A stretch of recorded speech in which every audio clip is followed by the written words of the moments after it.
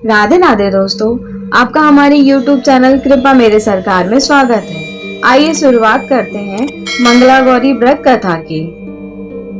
एक समय की बात है, एक छोटे से गांव में एक साहूकार अपनी पत्नी के साथ निवास करता था। साहूकार धनवान था और उसके घर में किसी भी प्रकार की कोई कमी नहीं थी। फिर भी वह और उसकी पत्नी संतान न होने के कारण दुखी रहते थे।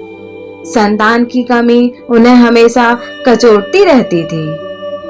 एक दिन की बात है, उस साहूकार के घर में साधु आए।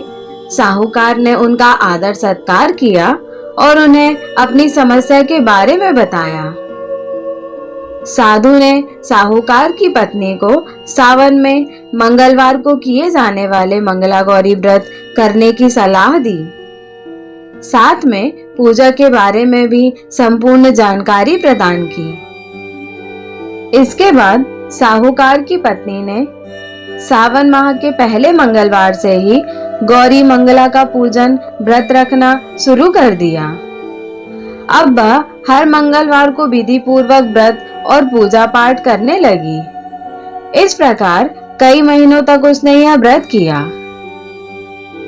एक दिन उसकी धर्मनिष्ठा से प्रसन्न होकर माता पार्वती ने भगवान शिव से साहूकार और उसकी पत्नी को संतान प्राप्ति का वरदान देने के लिए कहा।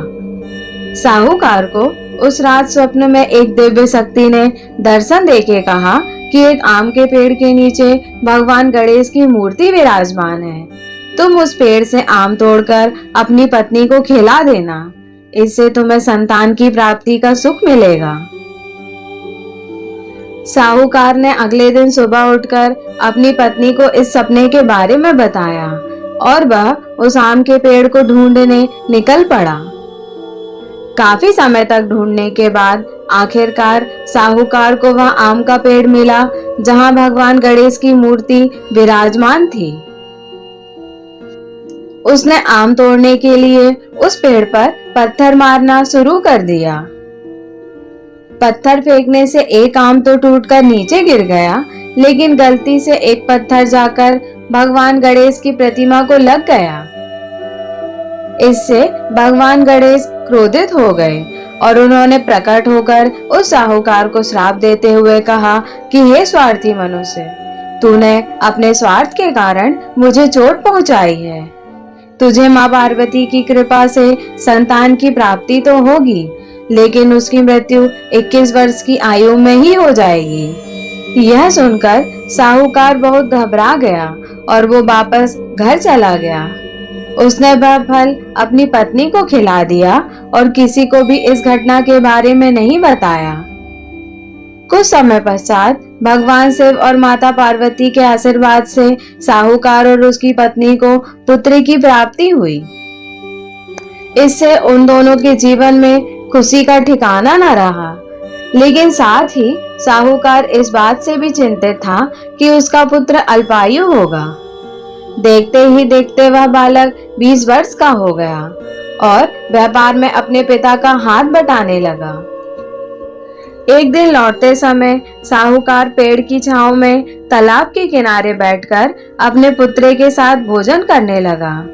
तभी वहां कमला और मंगला नामक 2 कन्याएं कपड़े धोने के लिए आईं और कपड़े धोते हुए आपस में बात करने लगी।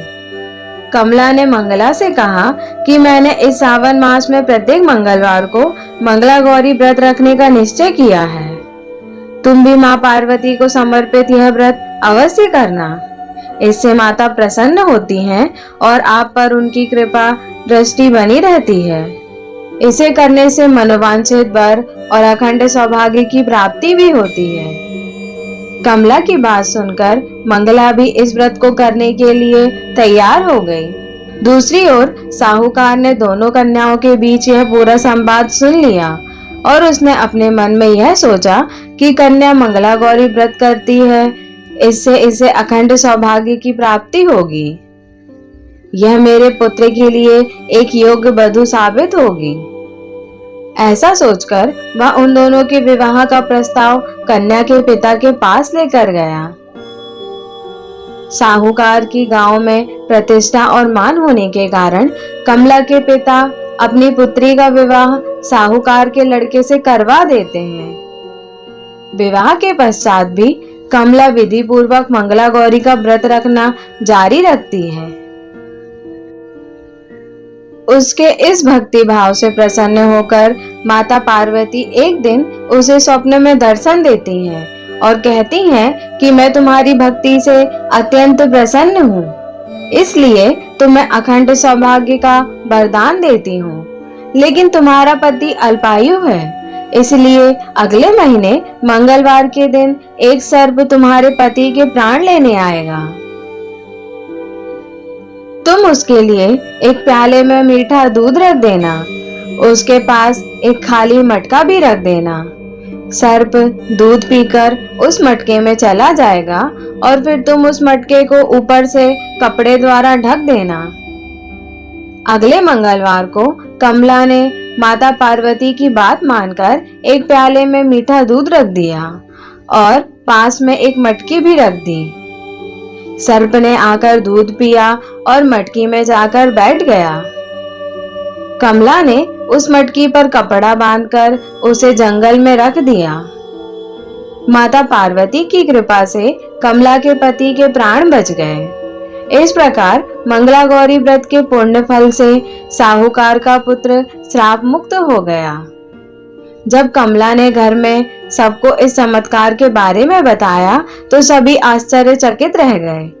इसके बाद साहूकार और उसकी पत्नी ने अपने पुत्र और पुत्रवधू को आशीर्वाद दिया और पूरे परिवार सुखपूर्वक जीवन व्यतीत करने लगा। जय माता दी। यदि आपको हमारी वीडियो अच्छी लगी हो तो प्लीज हमारे वीडियो को लाइक और शेयर जरूर करें और इसी प्रकार वीडियो प्राप्त करने के लिए हमारे चैनल को सब्सक्राइब करना ना भूलें।